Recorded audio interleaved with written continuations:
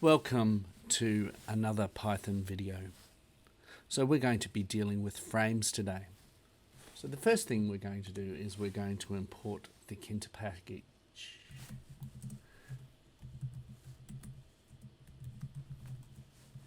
And as we do with most Tkinter packages, we say that root is equal to tk open brackets, close brackets, and the reason that we do that is because we like to use the word root rather than main, and we're just going to make the root the main loop inside that package. So now the simple code for creating a frame is to actually put a label frame in it. Okay, so we're going to call this first one my frame, and that is equal to label frame, and that's going to be in the root, and I think that's all we're going to do for the moment. We're just going to put it inside the root. Whoops. So we're going to create a second frame, so my second frame, and that is equal to label. It's a label frame, and that is in the root as well. Notice my capitalization over here is wrong, so that's better. Okay. And so what we're going to do with these frames is we're going to grid them into position. So now that I've created them, I'm just going to grid this first one, my frame dot grid.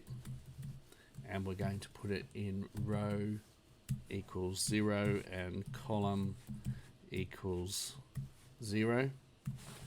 And I'm just going to grab this dot grid part, and I'm just going to go here, my second frame, and it comes up here, dot grid.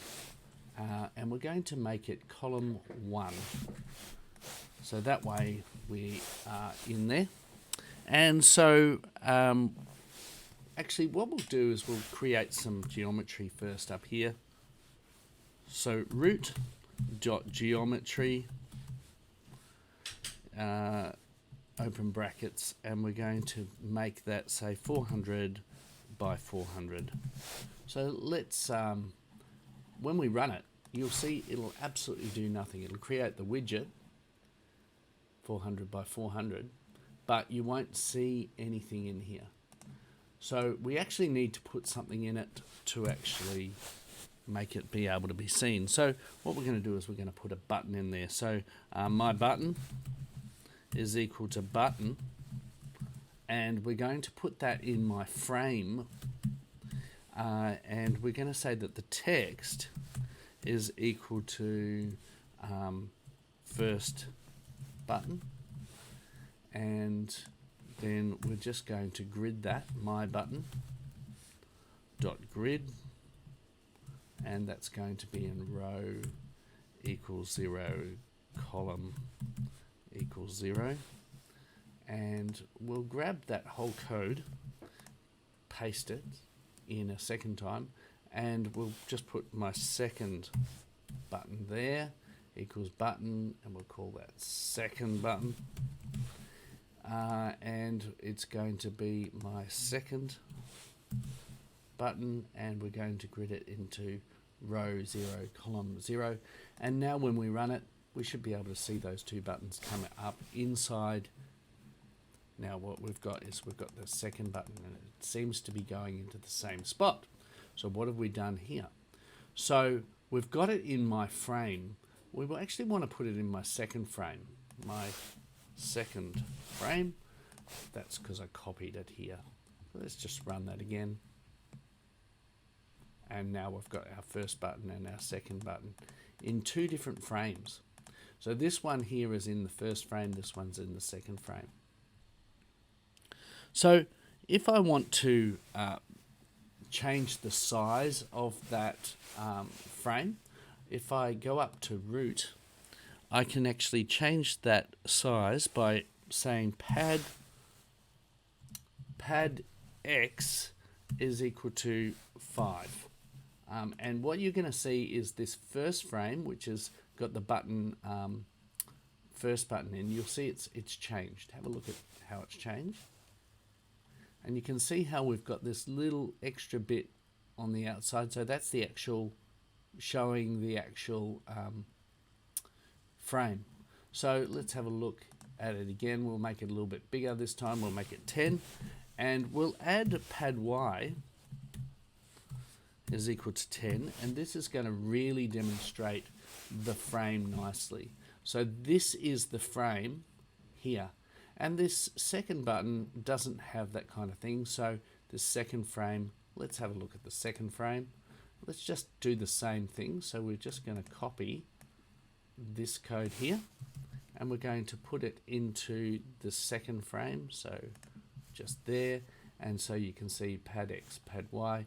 If I run it now, it will be nicely done. So you've got that very clear distinction. This here is our frame, and this is our frame.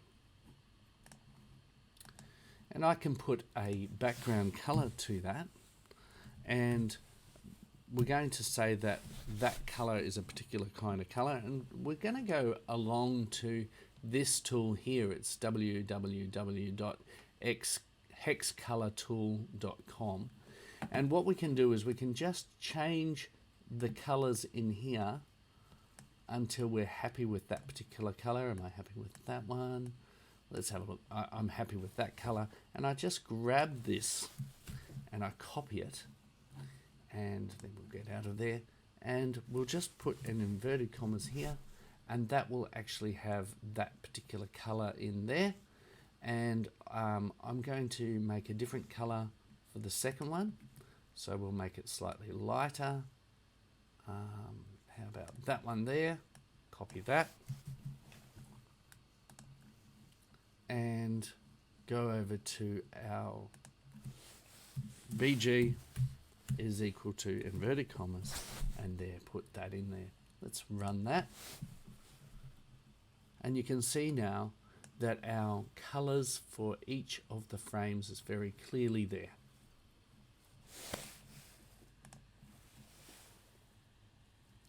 So that's all I wanted to show you today, is how to work with frames. We can put labels inside of frames, we can put any widgets that we've got inside of frames.